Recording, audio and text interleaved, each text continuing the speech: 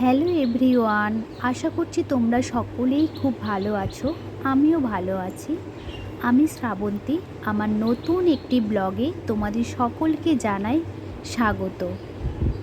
আজ বৃহস্পতিবার, তাই সকাল সকাল স্নান সেরে পুজো দেওয়ার জন্য আমি রেডি হচ্ছি। জানো তো, তোমাদের একটা কথা বলি।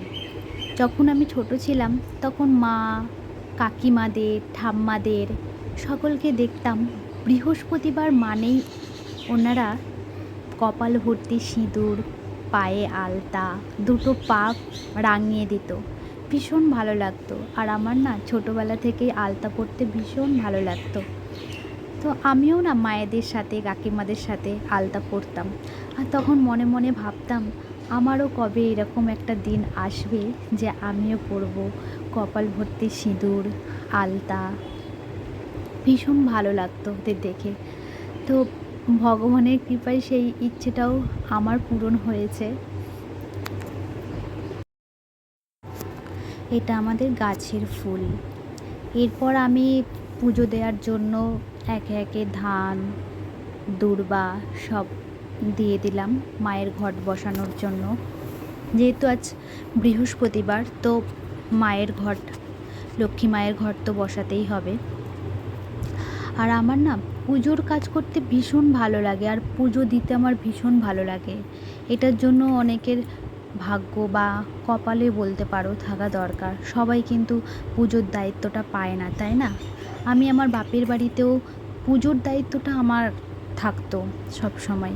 মানে আমি কোনো কাজ করতাম, যেহেতু আমি আমার বাড়িতে আমি ছোট মেয়ে, তো সব কাজ হয়তো আমি করতে পারতাম না বা আমাকে করতে দিত না, কিন্তু পুজোর দায়িত্বটা আমাকে দিত। আমি ছোট থেকেই আমি পুজো দিতাম, আর আমার খুব ভালো লাগে পুজো দিতে। তো পুজো দিলে না মনটা বেশ শান্তি হয়ে যায়, মানে খুব ভালো লাগে। তো আমি এই দায়িত্বটা যেমন বাপের বাড়িতেও পেয়েছি, তেমন আমি শ্বশুর বাড়িতেও পেয়েছি। ভীষণই ভালো লাগে।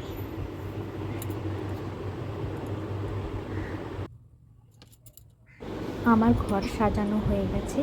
এবার আমি লক্ষ্মী মায়ের ঘট বসিয়ে নেব। মাথায় ঘোমটা দেওয়া আছে, তাও মাথায় আরও ভালো করে ঘোমটা দিলাম।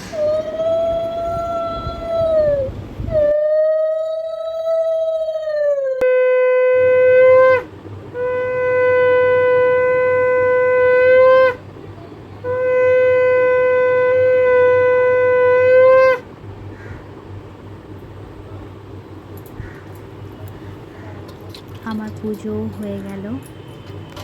এরপর আমি পাঁচালি পরব। আমি লক্ষ্মীর পাঁচালি সন্ধ্যাবেলায় পড়ি, কিন্তু আমাদের সত্যনারায়ণ ঠাকুরের পাঁচালি আমি সকালে পড়ি, সন্ধেও পড়ি, কিন্তু এখন আমি সকালে সত্যনারায়ণেরই পড়ব, গীতা পড়ব। আমার পুজো কমপ্লিট।